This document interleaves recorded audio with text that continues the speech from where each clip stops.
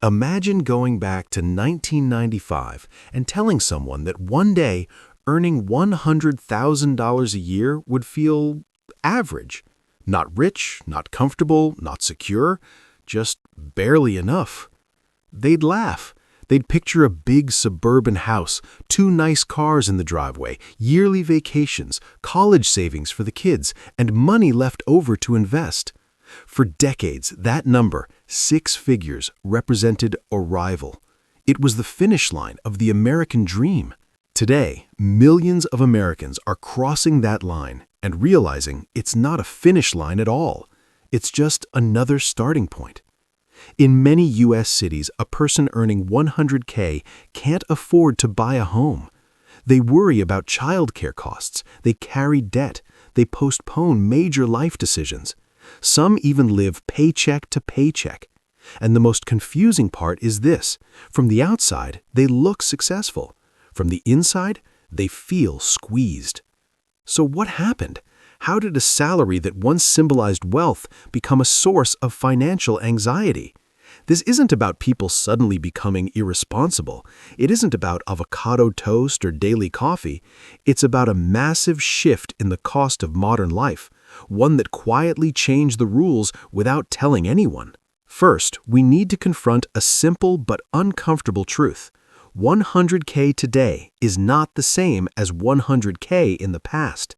Inflation doesn't just raise prices slowly. Over decades, it transforms the meaning of money entirely. When older generations talk about six figures, they're remembering what that amount used to buy. Adjusted for inflation, a 100K salary in the mid-1990s would be closer to roughly 200K today in purchasing power. In other words, when people say, "I make six figures but don't feel rich," they're not wrong. They're comparing modern income to historical expectations. But inflation alone doesn't explain the full story, because wages didn't just lose purchasing power evenly across everything. Some costs exploded far faster than others, especially the ones you can't avoid. Before we even talk about spending, we need to talk about taxes. In America, the salary you hear is not the salary you live on. Federal income tax, state income tax in most places, Social Security, Medicare, all of these take a cut before the money ever reaches your bank account. Depending on where you live and your filing status, that 100K salary might turn into something closer to 65K to 75K in actual take-home pay. In high-tax states, it can be even lower. So the illusion of six figures disappears immediately. On paper, it looks like a lot. In practice, it lands much closer to middle-class income. Then comes housing, the single biggest reason six figures can feel insufficient. Housing costs in America have diverged dramatically from incomes over the past several decades.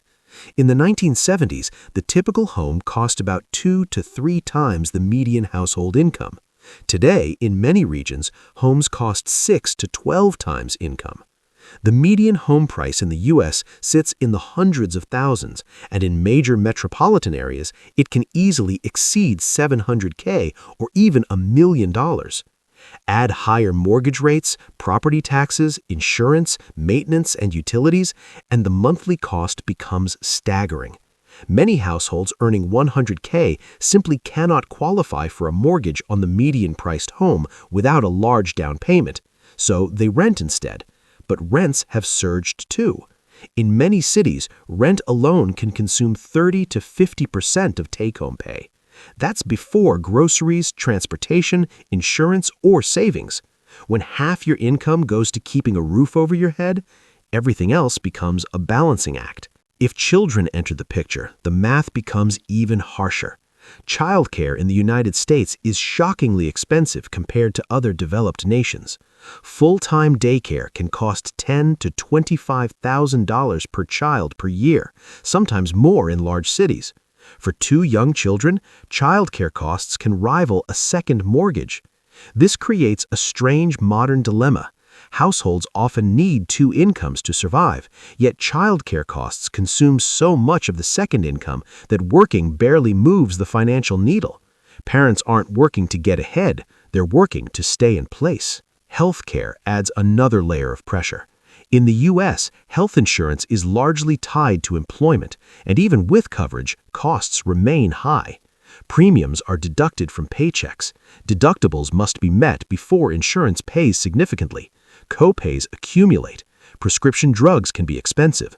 One unexpected medical event can wipe out years of savings.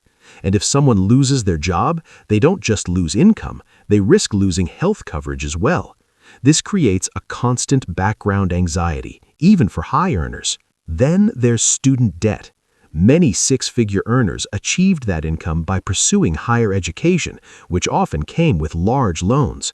Monthly student loan payments can range from a few hundred to over $1,000. That's money that previous generations frequently didn't have to pay, while also benefiting from lower tuition costs and stronger wage growth. Today's professionals begin their careers already behind, using part of their prime earning years to repay the past instead of building the future.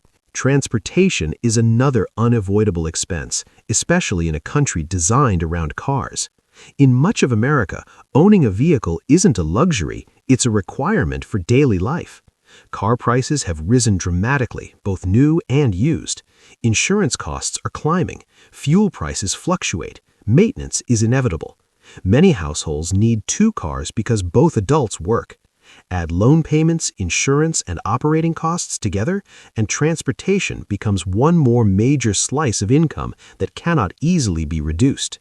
All of this leads to a phenomenon economists sometimes call the two-income trap. Decades ago, many families relied primarily on one earner. Today, two incomes are often necessary just to maintain a middle-class lifestyle. But this creates fragility. Fixed expenses are calibrated to both incomes. If one job disappears, the household doesn't just tighten its belt, it faces a financial shock. Mortgage payments, childcare, insurance, debt obligations, and living costs remain unchanged while income drops dramatically. Higher household earnings did not create safety, they created dependence. Some observers argue that the real problem is lifestyle inflation, that people simply spend too much on non-essentials. But data consistently shows that the fastest growing expenses are in areas people cannot easily cut: housing, healthcare, education, childcare, and insurance. Discretionary spending exists, but eliminating small luxuries rarely offsets structural cost increases. Skipping coffee won't make a $2,500 rent payment affordable. Canceling streaming services won't cover daycare. Location also plays a huge role. A $100K salary in a low-cost region can still provide comfort and even affluence. In expensive metropolitan areas like San Francisco, New York, Los Angeles, Seattle, or Boston, the same salary may barely cover essentials. This creates a national conversation where people argue about the same number, living completely different realities. One person imagines comfort, another experiences strain. Perhaps the most important difference between past and present isn't lifestyle at all, it's margin. Previous generations often had room for error. Housing consumed a smaller portion of income, education costs were lower, debt levels were lighter, savings rates were higher. Today, many households operate with minimal financial cushion. One job loss, one illness, one major repair, or one economic downturn can destabilize everything. Even high earners feel this vulnerability, which is why income alone no longer translates to a sense of security. Psychology amplifies the pressure. Social media constantly displays curated versions of success: luxury homes, expensive vacations, designer lifestyles, entrepreneurial wins. People compare their ordinary reality to someone else's highlight reel. Even if those images represent a tiny fraction of society, they redefine what normal looks like. A stable middle-class life can feel like failure when the benchmark becomes extreme wealth. Another long-term shift is the gap between productivity and wages. Workers today produce far more economic value than in previous decades, but compensation hasn't increased proportionally for many professions. Much of the growth has flowed towards asset owners, corporations, and high-level executives rather than typical salaries. This creates a feeling of running faster without moving forward, working harder yet struggling to achieve the same milestones previous generations reached more easily. Debt has also become normalized as a way to maintain living standards. Mortgages, student loans, credit cards, borrowing fills the gap between income and rising costs. But debt payments lock in future obligations, reducing flexibility and increasing stress. Instead of enabling prosperity, debt often sustains stability at the cost of long-term freedom. Even those managing current expenses face another looming concern: retirement. Traditional pensions have largely disappeared from the private sector. Individuals must fund their own retirement through savings and investments, all while covering present costs. Healthcare expenses in old age are uncertain and potentially enormous. Social Security provides support but may not be sufficient on its own. Saving enough requires significant contributions over decades, something many households simply cannot afford while juggling everyday expenses. When millions of people across different regions report similar financial pressure at similar income levels, it stops being an individual problem and starts looking like a systemic one. The structure of middle-class life changed faster than cultural expectations did. People are still chasing a version of success defined by past conditions. So what actually defines wealth today? Increasingly, it isn't just income. It's low fixed expenses, strong savings, appreciating assets, flexibility, and resilience.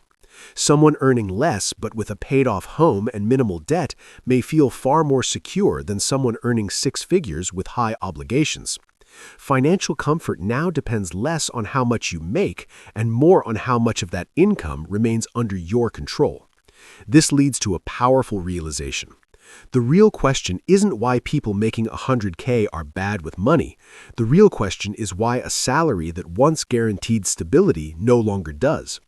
The answer is not a single cause, but a convergence of inflation, housing costs, healthcare expenses, education debt, childcare, geographic inequality, and structural economic changes. A six-figure income still sounds impressive because the symbol hasn't changed, only the substance has. We're using old language to describe a new reality. Today, financial security depends not just on earnings, but on what those earnings can actually buy after taxes, debt, and unavoidable costs. So if someone earning $100K feels stretched, anxious, or stuck, it doesn't necessarily mean they're failing. It may mean they're navigating a system where the traditional markers of success no longer provide the safety they once did. In modern America, wealth isn't defined by a number on your salary statement. It's defined by breathing room, the ability to absorb shocks, make choices freely, and plan for the future without constant fear of falling behind. Because in the end, the most important financial question today isn't how much do you make, it's how much margin do you have left after everything is paid. And for many six-figure earners, the honest answer is not nearly as much as people think.